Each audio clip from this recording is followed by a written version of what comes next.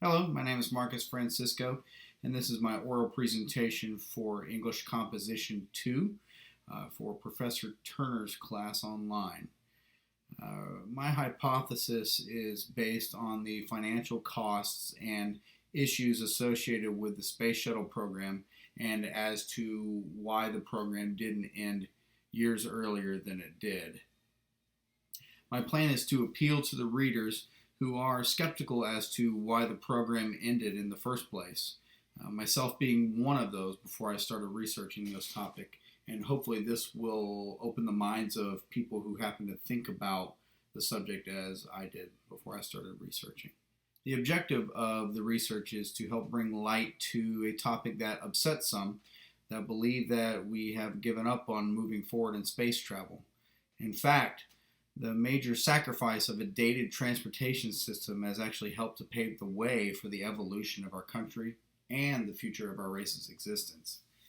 Some of the credible sources that I plan on using throughout my research include a fact sheet right from the nasa.gov website, a critical but factual article from an author over at Forbes.com, and amongst other articles that are researched in the online databases as well as online itself. One of the first locations that I thought of when I started conducting research was to go right to the source itself, and that was over at NASA's website. I found a fact sheet that had quite a bit of useful information on it, so I decided to use that in my research paper. Consider this: the cost of a single shuttle mission. As of 2010, the average cost to repair and launch a single shuttle mission was approximately $775 million. That was just one trip. If you take all the flights, the life of the program cost $113.7 billion, and that's not even adjusted for inflation. For a program that was supposed to have only a lifespan of about 15 years, think of the funds that could have been used to advance the technology used for space travel. According to Carol Pinchevsky's Forbes article, 5 Horrifying Facts You Didn't Know About the Space Shuttle, NASA actually had to resort to buying parts from eBay because of the loss of production from parts of an aging vehicle.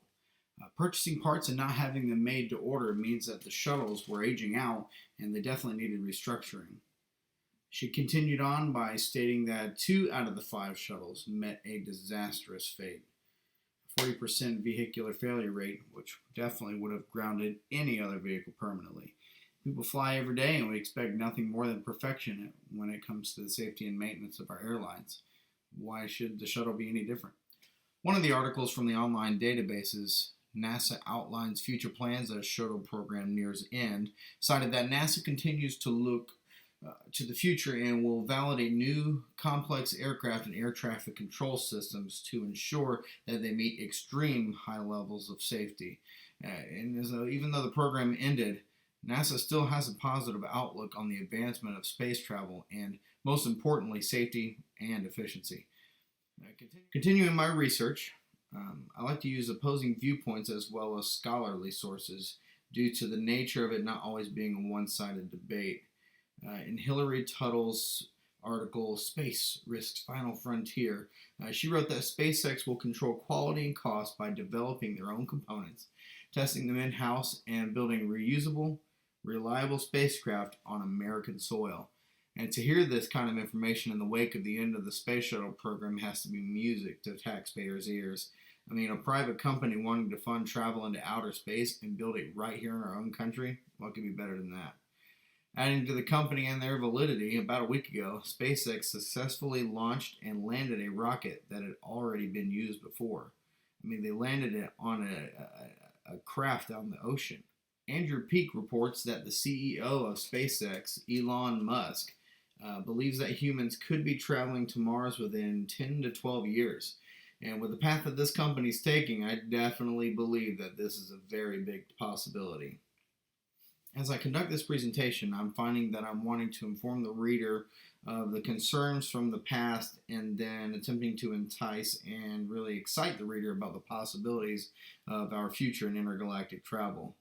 There's some possible additions that I want to make in regard to the paper as a whole, but I'd like to find a couple more sources around the transition of the shuttle program moving towards the private industry taking a front seat in the launches. With this being the first draft, there's so much to change that can and will happen, and I'm definitely looking forward to the outcome of the paper. Thanks for watching. Hope you enjoyed.